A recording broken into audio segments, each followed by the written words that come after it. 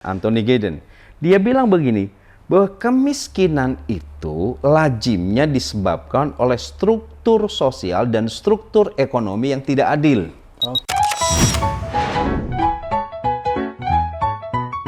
Dosen gede, materinya mantap, belajar pun makin cepat tangkap.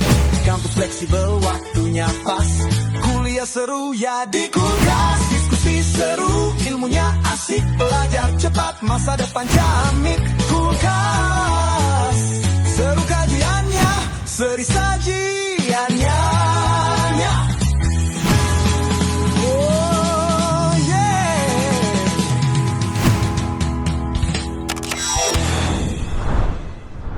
Assalamualaikum warahmatullahi wabarakatuh. Waalaikumsalam warahmatullahi wabarakatuh. Selamat datang dan selamat bergabung bersama saya Bren Saya Ang Ridwan. di program kesayangan kita semua, apalagi kalau bukan Kulkas, kuliah. ringkas. Satu-satunya kuliah yang gak bikin boring, gak usah ngontrak SKS dan bayar UKT. Namun meskipun ringkas, insya Allah berkelas dan berkualitas. Karena Kulkas Ngademin topik-topik panas bukan pakai nafsu, tapi pakai ilmu dengan bimbingan Wahyu. Kulkas seru kajiannya, Seri sajiannya. Kulkas ngadem yuk. Topik Kulkas kali ini, check in ke surga pakai kartu miskin. Ini pas ya bagi mayoritas masyarakat Indonesia yang mana status sosialnya Pak Haji banyak dari menengah ke bawah. Nah ini pas dan relate sekali topik yang akan Pak Haji Aang bawakan untuk Kulkas kali ini. Kenapa topik ini diangkat dan punya catatan apa terkait topik ini? Oke. Check in ke surga pakai kartu miskin. Ini Rasulullah SAW pernah berdoa, Allahumma ahyini miskinan. Kata Rasulullah, ya Allah, hidupkan aku ini dalam keadaan miskin. Hidupkan dalam keadaan miskin. Wa amitni miskinan, dan wafatkanlah aku dalam keadaan miskin. Wahsurni fi zumratil masakin, dan himpunlah, kumpulkanlah aku beserta orang-orang miskin. Jadi Rasul berdoa minta dihidupkan dalam keadaan miskin, wafat dalam keadaan miskin, dan dikumpulkan dengan orang-orang miskin. Kenapa demikian? Itu dijawab dalam hadis yang lain. Kata Rasulullah gini, ala ukhbirukum bi ahlil jannah. Maukah aku beritahu siapakah para penghuni surga itu? Sahabat tentu menjawab mau. Kullu dha'ifin mutadha'ifin, yakni setiap orang yang lemah, atau orang yang dipandang lemah, atau orang yang dilemahkan. Jadi kata Rasulullah, penghuni sorga itu mayoritas orang-orang lemah. Mayoritas orang-orang yang dianggap lemah. Yang kata para pencinta hadis adalah orang-orang miskin. Jadi kenapa Rasul minta dihidupkan dan diwafatkan juga dikumpulkan dan orang miskin? Sebab ternyata di surga itu banyaknya orang-orang miskin. Yang lemah tadi. Mungkin dilemahkan Pak. Iya, di hadis lain kata Rasul, ala ukhbirkum bi ahlin nar.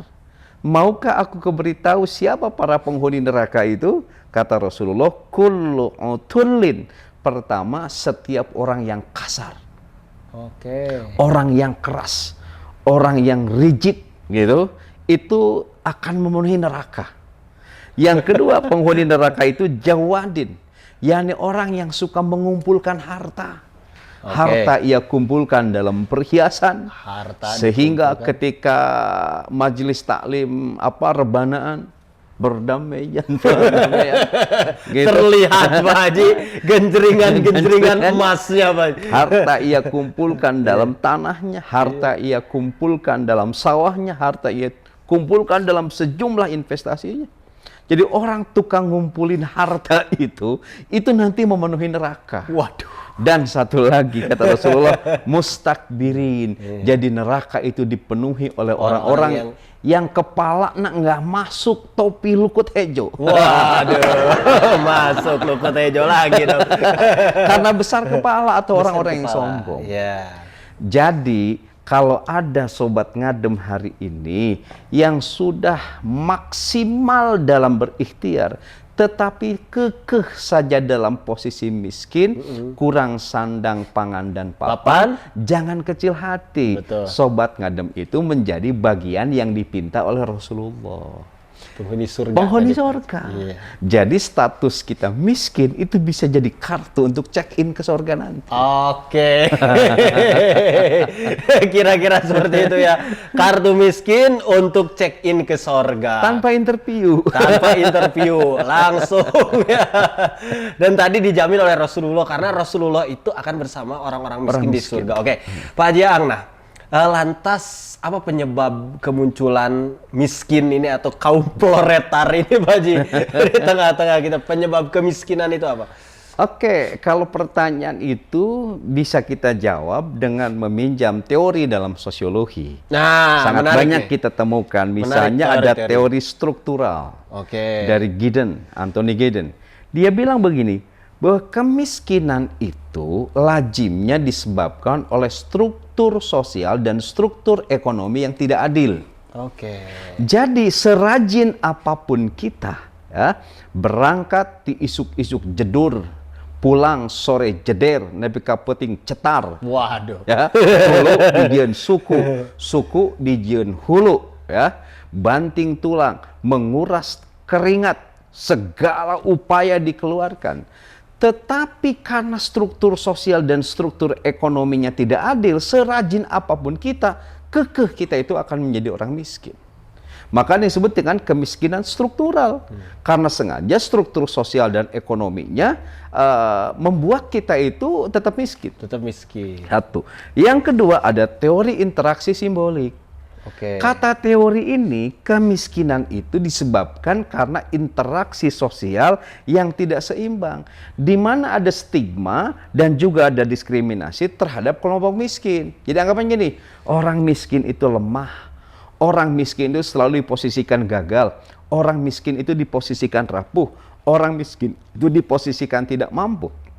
Nah, sejauh proses interaksinya diskriminatif, maka memang kemiskinan itu akan tumbuh laksana cendawan di musim hujan. Jadi kemiskinan itu disebabkan karena ada proses interaksi sosial yang diskriminatif atau juga stigmatis. Stigmatis. Dua. Yang ketiga, itu ada teori konflik. Misalnya, ya siapa? Misalnya Karl Marx yang bilang demikian, ya, bahwa kemiskinan itu disebabkan karena adanya konflik antara kaum borjuis dan proletar. Mang Dado borjuis, gitu. Pajar proletar. Karena borju, Mang Dado penjaga lab, karena proletar, Pajar penjaga keamanan. Misalnya. Jadi borjuis yang mempunyai alat produksi, proletar yang bekerjanya. Betul. Jadi sejauh ada konflik antara orang kaya dan orang miskin, antara kapitalis yang dalam hal ini kaum borjuis dengan proletar, sejauh itu pula akan tetap ada kemiskinan. Itu teori konflik. Itu teori konflik. Oke. Kan orang kaya itu seringkali berbisik gini, Mang. Kami bahagia sepanjang waktu. Oke. Ketika kami bersedih, maka dia bikin quote. Harta bukan segalanya. Sementara orang miskin, POV orang miskin. Gimana, Pak Haji? Kami menangis sepanjang waktu. Yeah. Ketika kami tersenyum, maka kami menulis quote. Bahagia itu tidak butuh harta. Seru kajiannya, seri sajiannya. Seru kajiannya, seri sajiannya. Kuatnya sama dengan rasa yang berbeda. Rasa yang berbeda, gitu ya. Sangat disayangkan sekali, Pak Haji. Oke, berarti teorinya ketiga itu, Pak Haji. Pertama, teori struktural. Yang kedua, interaksi simbolik. Ketiga, teori konflik yang prakarsa oleh Karl Marx, Pak Haji. Nah, selanjutnya teori apa lagi, Pak Haji? Selain ketiga teori itu, pasti kan ini banyak banget, Pak Haji. Sangat banyak Iya. di psikologi teori yang bisa kita pinjam untuk menjawab pertanyaan kenapa muncul kemiskinan. Kenapa? Yang keempat misalnya ada teori ketergantungan. Jadi kemiskinan itu disebabkan karena ada ketergantungan negara-negara miskin pada negara-negara kaya. Oke. Sejauh Indonesia bergantung kepada Amin. Mr. Donald Donald Trump atau Mr. Xi Jinping, Xi Jinping. sejauh itu pula kita akan menjadi negara miskin. Jadi sejauh orang miskin terus bergantung ngagayot pada orang kaya, Oke. sejauh itu pula kemiskinan itu akan selalu ada. Maka bila ingin tidak ada negara miskin dan tidak ingin ada orang miskin, maka lepaskanlah ketergantungan orang-orang miskin pada orang-orang Embargo kaya. aja ya. Iya. Dan yang keempat, teori kelima ada yang disebut dengan teori kultural. Kultur. Teori kultural itu kemiskinan itu disebabkan karena budaya miskin. Oke. Budaya yang miskin ini, misalnya sehebat apapun struktur sosial, kemudian seadil apapun sistem ekonomi, seciamik apapun pola interaksi, seindependen apapun kita dari ketergantungan, kalau pola hidup kita boros, biar tekor asal kesohor, males, hobinya gibahan dan rebahan, nepi ka belut buluan, orai jang-jangan, gagaduhan karahaan, sampai kapanpun itu tidak akan pernah jadi orang kaya. Ya, karena kulturnya Karena sudah kulturnya demikian, Pak Haji ya. Jadi kemiskinan itu disebabkan karena orang senang dengan kemiskinan. Orang Ini yang bahaya. kemiskinan. Nah, maka Sobat Ngadem, dari teori kultural ini nanti lahir apa yang disebut dengan teori mental. Bahwa kemiskinan itu disebabkan oleh mental miskin. Iya. Orang mental miskin itu, Mang, mikirnya lebih banyak daripada profesor, tetapi tindakannya lebih sedikit daripada orang tunanetra. Kan gini kata Jack Ma nih bilang gini ya. Orang yang mental miskin adalah orang yang sangat susah dilayani. Saya punya catatan. Diberi modal gratis, disia-siakan. Benar gak? Diberi investasi kecil, mereka jawab tanggung. Diajak investasi besar, mereka bilang nggak ada modal. Diajak melakukan hal-hal baru, sorry saya nggak punya pengalaman. Gitu. Diajak buka toko, males nungguinnya. Kemudian diajak bisnis tradisional, males banyak saingannya. Nah, ini mental miskin seperti ini yang paling berbahaya. Jadi penyebab kenapa seseorang itu miskin, kata teori ini disebabkan karena mental miskin yang lahir dari budaya miskin. Dan itu susah. Gak mau dirubah, nyaman dengan kemiskinannya, dan itu pas untuk diomeli sama Om Deddy Corbuzier. Yang miskin aja gitu kan. Oh, kita jadi terdedi-dedi. Terdedi-dedi. Suero, Pak Haji. Itu anomali. atau gini. Deddy kok buzzer? Oke, Pak Haji. Nah, lantas seperti apa responnya nih, Pak Haji? Orang-orang kismin ini terhadap statusnya sendiri yang nyaman dengan kemiskinannya dan siap dibilangin ke Pak Deddy Mulyadi. Gimana Pak Haji? Respon orang-orang miskin terhadap status miskinnya itu ada 3 kalau saya narik Ada simpulan. 3 gimana? 1, responnya itu pasif fatalistik. Waduh. Pasif fatalistik itu gimana, Bang? Mereka menerima kemiskinan itu tanpa mau merubahnya. Pasif. Mereka bilang bahwa kemiskinan saya ini udah takdir dari Gusti Allah. Maka teu daya teu upaya angin Gusti anu Maha Kawasa. Fatalis, Mas. Fatalis bahwa ini takdir dari Allah tanpa mau merubahnya. Ini yang bahaya. Jadi respon yang pasif fatalistik ini sangat susah kalau mau diajak kaya. Respon yang kedua, orang miskin terhadap kemiskinan itu ada yang adaptif strategis. Mereka iman bahwa kemiskinan mereka itu memang ketentuan dari Allah.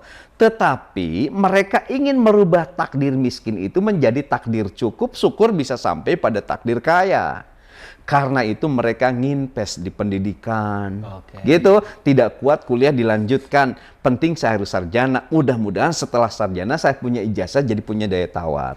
Mereka itu misalnya latihan wira swasta, kemudian mereka itu bergabung dengan circle yang kreatif misalnya. Nah, orang yang adaptif strategis ini ini adalah orang yang banyak kita temui bahwa orang kaya itu asalnya orang miskin yang nerima kemiskinannya, tetapi dia melakukan langkah strategis supaya miskinnya berubah jadi cukup, syukur bisa jadi kaya. Tidak fatalis seperti Tidak yang fatalis. pertama, Pak Haji. Contoh Ya? kasus siapa? Khairul Tanjung, si anak singkong. Oke. Disebutkan di buku itu bahwa dia adalah latar belakang orang miskin. Latar belakang orang Lalu miskin. dia ingin merubah takdirnya dengan mengambil langkah strategis.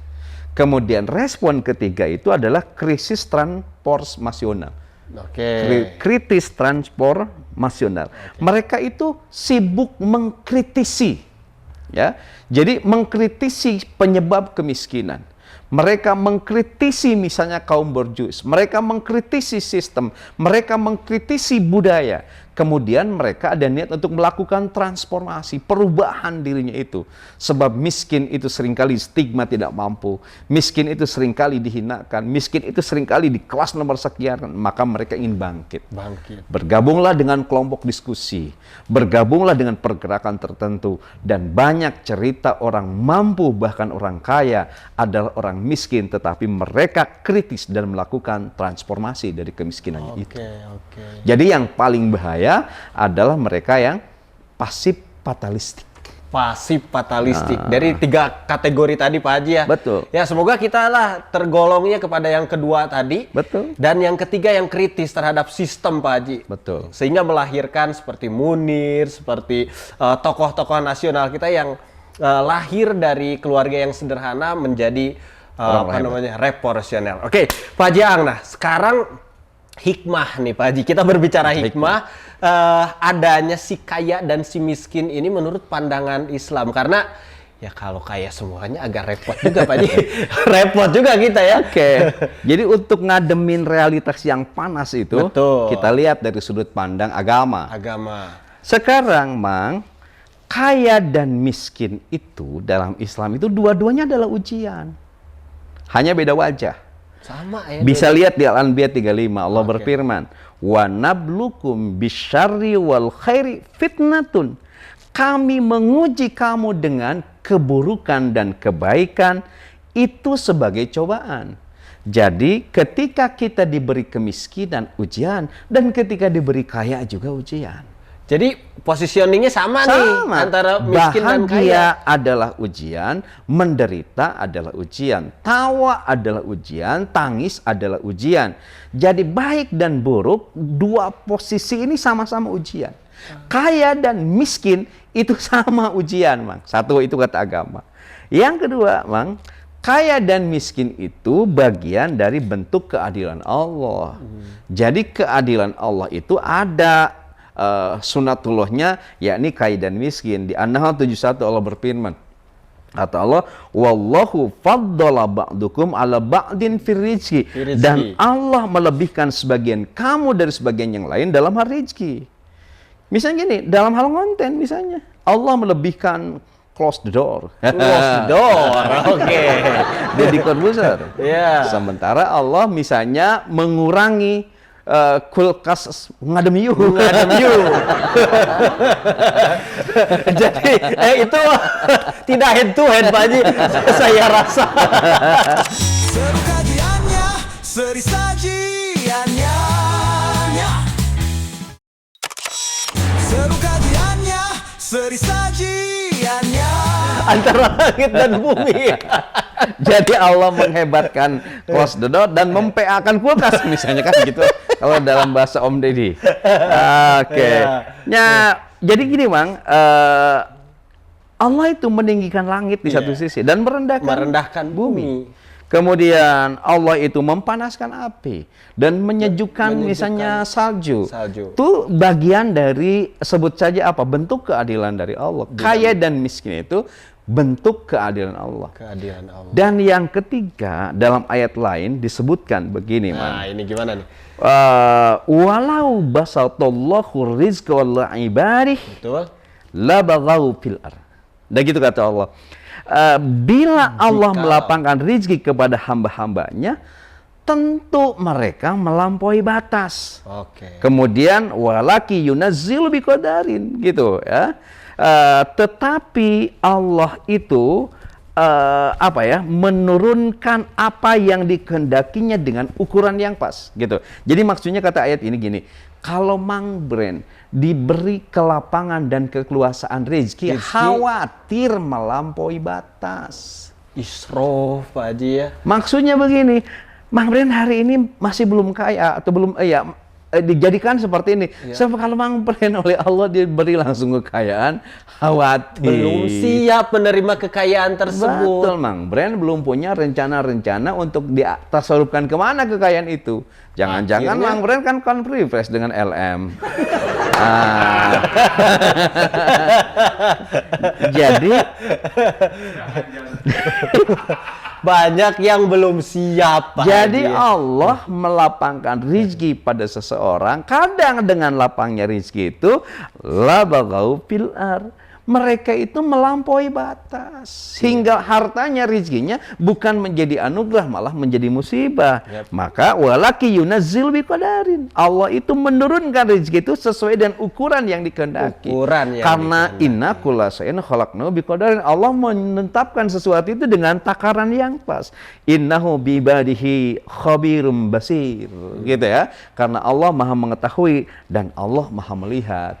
Jadi apa hikmah di balik kaya dan miskin itu? Di antaranya itu bagian dari keadilan Allah. Khawatir ketika kita dijadikan orang kaya malah melampaui batas gitu, out of the track. Bagian dari keadilan Allah. Dan kadang kita sebagai orang kismin belum siap menerima harta yang begitu besar, akhirnya berlebihan tadi. Betul. Pak Haji, pakai apa, judol dan lain sebagainya. Pokoknya destruktif aja Pak Haji. Mang Bren dikasih kelebihan harta bukannya jadi surga daddy malah jadi sugar daddy. Nah, jangan sampai kayak gitu.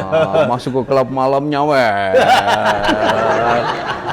Berarti itu belum siap Haji? Belum siap. Belum siap. Ada yang kamera pakai baju ASN. ini nih yang harus disensor. Oke. Pak Haji Ang, lantas Pak Haji, kalau barusan Pak Haji Ang menjelaskan tentang kekayaan tuh agak bahaya, agak gawat juga kalau kita tidak bisa menerimanya Pak Haji. Lantas seperti apa kalau kekayaan itu menjadi ujian Pak Haji? Begini ya, saya ulangi bahwa kekayaan itu adalah ujian. Berarti orang yang hari ini sedang bergelimang kekayaan itu belum tentu aman. Berarti bahaya Pak Haji? Berarti sangat bahaya. Karena itu tidak boleh sombong. Diriwayatkan Sa'ad bin Abi Waqqas itu kan sahabat Nabi yang kaya. Sa'ad itu bangga dengan kekayaan. Ini kalau bulan Ramadan, Sa'ad ini orang yang ditunggu oleh orang puasa. Saatnya adzan maghrib. Dan paling dihindari juga Pak Haji karena saatnya adzan subuh. Oke. Jadi dia kaya, lalu bangga dengan kekayaan itu. Rasul menegur, kata Rasul, hal tunsoruna wa turzakuna illa bidu'afaikum.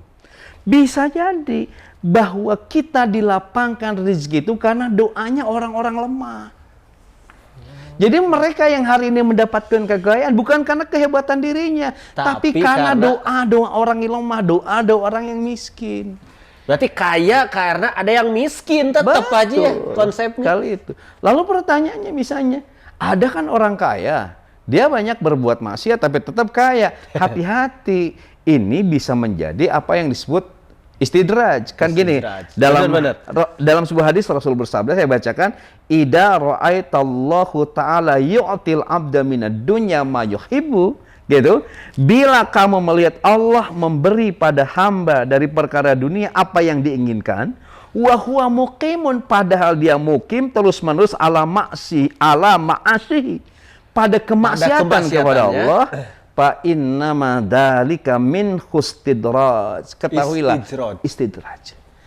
Jadi bila kita melihat ada orang kaya, sholat tara, tapi tetap kaya, baca Quran tara, buat berpuasa menena tara, terus misalnya korupsi, ngutil terus dan lain sebagainya, tapi dia kaya terus.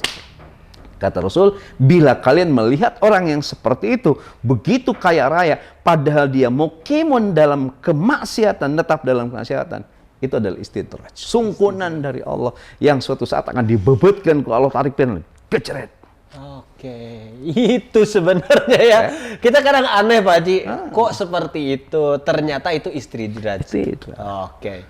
Nah, lantas Pak Haji Ang, kembali ke topik awal nih ya. Kalau masuk surga lewat kartu kemiskinan ini, kesimpulannya seperti apa setelah tadi Begini. Pak Jaang menjelaskan tentang teori, pengertian dan aksiologi. Nah, silakan Pak Jaang. Sobat Ngada, begini ya. Bila kita sudah maksimal ikhtiar, Ya, sudah bekerja keras, betul. sudah bekerja cerdas, sudah bekerja tuntas, sudah bekerja ikhlas, ya, dug hulu pet nyawa, hulu dijen suku, suku dijen hulu. Tapi kekeh wae kita miskin, Belum kaya. jangan kecil hati. Betul. Kenapa kata Rasulullah gini? Yadkhulu fuqara'ul mu'mininal jannah qoblal aghnia. Jadi akan duluan masuk ke surga itu orang sebelum miskin orang kaya. sebelum orang-orang kaya. Lalu berapa jaraknya? Binisfi yaumi simi'ati amin gitu. Jaraknya itu sekitar 500 tahun. Jadi orang miskin itu masuk ke surga duluan, setelah itu orang kaya, dan jaraknya 500 tahun. Jadi sudah punya tiket duluan Pak Ji. Tiket. Jadi Tiket kita- golden ticket guys. Golden ticket. Jadi sekali lagi bagi Sobat Ngadem yang hari ini sebut saja kekurangan sandang, pangan, papan, padahal sudah maksimal ikhtiar, tidak menyerah pada keadaan, yang dagang, yang tani, yang bisnis, yang segala macam, tapi kekeh saja kekurangan. Hingga liek ragap taya gitu. Jangan kecil hati, sebab kalian semua nanti akan masuk surga duluan sebelum orang-orang kaya, bahkan jaraknya 500 tahun. Oke. Jadi kemiskinan itu akan menjadi golden ticket untuk check in ke surga. Check in ke surga karena duluan masuk surganya daripada orang-orang kaya. Dan secara tadi ya penjelasan Pak Haji Aang make sense Pak Haji, karena adanya orang kaya tuh karena doa orang-orang miskin juga, dan ada secara sistem itu didukung oleh orang-orang miskin juga. Makanya Mang Dado sekarang jadi bintang sinetron. Sebentar lagi kaya, jangan sombong. Gitu, Ayak semua meren. miskin. Ayak Ayak meren. Gitu. Oke, Sobat Ngadem, itu semoga kita termasuk kepada orang-orang yang kalau diberikan cobaan kemiskinan bisa tetap tabah dan bisa tetap grow up menjadi orang-orang kaya yang luar biasa tadi yang disebutkan Pak Haji Aang. Pak Haji Aang, langsung saja kata-kata kulkas untuk Sobat Ngadem semua di rumah. Sobat kapan? Bang Kevin. Oke, silakan Pak Haji. Kemiskinan adalah hantu yang terus mengetuk pintu orang-orang kota dan orang-orang desa. Bertamu ke kebun-kebun, ke gunung-gunung, ke pabrik-pabrik, hingga pasar dan swalayan. Kemiskinan sudah lama singgah di gedung sekolah dan bangku kuliah. Bagi pemalas, kemiskinan telah menjadi ibu kandung dari premanisme dan ayah kandung dari kriminalisme. Waduh. 2. Kemiskinan akan selalu menjadi pagelaran ketika penguasa menjadi sutradara kesenjangan. Waduh. Kemiskinan akan selalu menjadi tontonan ketika orang miskin hobi dengan kemiskinannya. Waduh. Ketiga, kemiskinan adalah aib bagi penguasa yang bertakwa, komoditas di tangan penguasa yang tak waras, dan harta pusaka di tangan penguasa yang mati rasa. Oke. Bagi penguasa yang tak waras dan mati rasa, kemiskinan hanya dekat dalam angka, namun tidak di dalam jiwa. Kalau cinta sudah dibuat. Pas. Keempat, ketika mimpi semakin mahal, hingga hari esok tak mungkin terbeli, dan kamu tidak gantung diri namun bergantung pada yang ilahi, maka surga akan menjagamu sembari berkata, aku rindu menantimu. Oke. Terakhir, untuk penduduk negeri Konoha di mana kemiskinan menjadi pagelaran orkestra, Waduh. agar kamu tetap waras, humor dan tawa adalah penawar yang nyata. Makanya nonton terus kulkas, guys. Karena itu adalah apa Pak Ji? Penawar. Penawar yang nyata tadi. Oke. Untuk bersahabat dengan Untuk bersahabat dengan kemiskinan. Dan jangan lupa juga setel lagu Loma Irama dan Iwan Fals. Biar nuansanya lebih enak. Oke. Tidak terasa 30 menit kebersamaan kita untuk menemani Sobat Ngadem semua di rumah jawaban atas pertanyaan ini. Jangan dianggap yang paling benar. Nanya lagi, diskusi lagi pada narasumber yang lain. Sebab di kita ini gudangnya para ulama cendekiawan yang ilmunya berkelas. Saya Brand Cianjur Peaky Blinder undur diri. Yuk. Sang Ridwan juga undur diri. Tetap di program kesayangan kita semua, apalagi kalau bukan Kulkas. Kuliah ringkas, satu-satunya kuliah yang gak bikin boring, gak usah ngontrak SKS dan bayar UKT. Namun meskipun ringkas, insya Allah berkelas dan berkualitas. Karena Kulkas ngademin topik-topik panas bukan pakai nafsu, tapi pakai ilmu dengan bimbingan wahyu. Kulkas seru kajiannya, Seri seri sajiannya. sajiannya. Kulkas ngadem yuk. Assalamualaikum warahmatullahi wabarakatuh. Waalaikumsalam warahmatullahi wabarakatuh.